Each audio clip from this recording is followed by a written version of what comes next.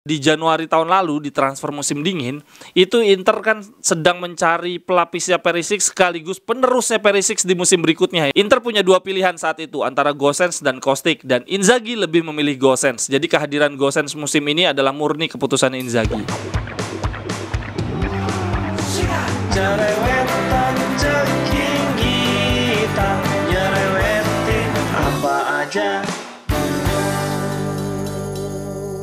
Teman-teman, saat ini kalian sedang menyaksikan Cerewetin Inter. Apa kabar teman-teman? Bosen juga ya nggak ada pertandingan Inter. Biasanya setiap 3 hari sekali kita bisa bareng-bareng cerewetin live. Tapi kalau Internya lagi jelek, sebetulnya nggak ada pertandingan gini juga berkah tersendiri sih. Nggak sering-sering stres. Ini tiap 3 hari kita terhibur, bisa nonton Inter. Cuma ujung-ujungnya setelah 90 menit lemas, moodnya berantakan. Semoga international break ini benar-benar bisa dimanfaatkan oleh Simone Inzaghi. Nggak apa-apa deh, kita sebagai fans ngalah 2 minggu nggak ada hiburan. Tapi nanti di awal Oktober semoga Inter sudah lebih baik. Kalau dari yang gue lihat di berbagai media, sebetulnya Inzaghi punya 5 PR besar yang harus diselesaikan di international break ini. Semoga 2 minggu ini benar-benar dimanfaatkan oleh Inzaghi. PR yang pertama adalah mengembalikan performa Lukaku. Ini Lukaku di awal musim langsung cedera, main 3 kali doang ya kalau nggak salah. Cetak 1 gol dan habis itu absen cukup lama. Kalau dilihat dari statistik, dalam karirnya Lukaku ini adalah awal musim terburuk. Cuma tampil 3 kali dan cetak 1 gol. Musim lalu aja di Chelsea itu dia main 8 kali cetak 4 gol. Musim sebelumnya ketika Inter Scudetto 8 kali main 7 gol, itu paling bagus. Dan di musim sebelumnya lagi 8 kali main 3 gol. Jadi ini buruk banget. Lalu PR-nya Inzaghi yang kedua di jeda internasional ini adalah mempersiapkan Aslani. Kita semua tahu Brozovic akan absen lawan Roma. Ini adalah kesempatan Aslani untuk masuk dalam tim.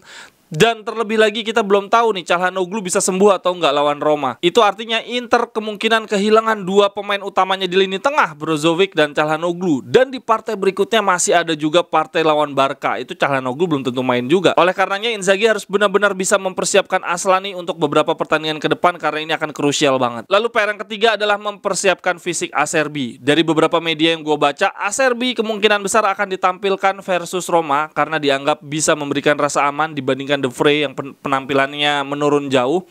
Tapi masalahnya si Acerbi dari sisi fisik, dari sisi stamina belum ada di level ideal. Karena waktu di pramusim bersama Lazio dia nggak begitu banyak tampil. Dan itu terlihat banget waktu lawan Udinese kemarin. Di pertengahan babak kedua dia mulai agak kedodoran sehingga harus diganti oleh De Vrij. Tapi masalahnya De Vrij ketika dikasih kesempatan malah hancur banget. Lalu PR Inzaghi yang keempat adalah mempersiapkan wajah-wajah segar untuk tampil versus Roma. Karena beberapa pemain Inter tampil membela tim nasional di jeda internasional ini. Korea dan Lautaro bahkan baru tiba di Italia 48 jam sebelum pertandingan lawan Roma. Jadi ada kemungkinan mereka masih kelelahan dan tidak tampil dari menit pertama. Kalau prediksinya Gazeta, Gosens, Lukaku, Aslani dan Acerbi harus dimainkan demi memberikan angin baru di permainan Inter. Jadi Gosens akan menyingkirkan Darmian, Lukaku, Lautaro akan tampil sejak awal. Aslani dicoba mengisi posisi Brozo dan Acerbi mengisi posisi De Vrij. Kalau gue 100% setuju dengan Gazeta. Kalau teman-teman gimana? Lalu PR yang terakhir yang benar-benar harus dipersiapkan Inzaghi di jeda internasional ini adalah lini belakang. Kalau dilihat dari statistik secara permainan, expected goal kita, kemampuan kita menciptakan peluang ternyata tidak buruk-buruk banget. Masih 3 besar lah. Walaupun menurun tapi masih 3 terbaik di Serie A saat ini. Tetapi lini belakang kita parah banget. Kita kebobolan 11 gol dari expected kebobolan 6,5. Wah, ini 2 kali lipatnya parah sih. Dan ini kalau menurut Tuttosport dikatakan Inzaghi setelah pertandingan lawan Udinese berbicara di ruang ganti bahwa dia akan mengembalikan cara bertahan yang musim lalu, old method,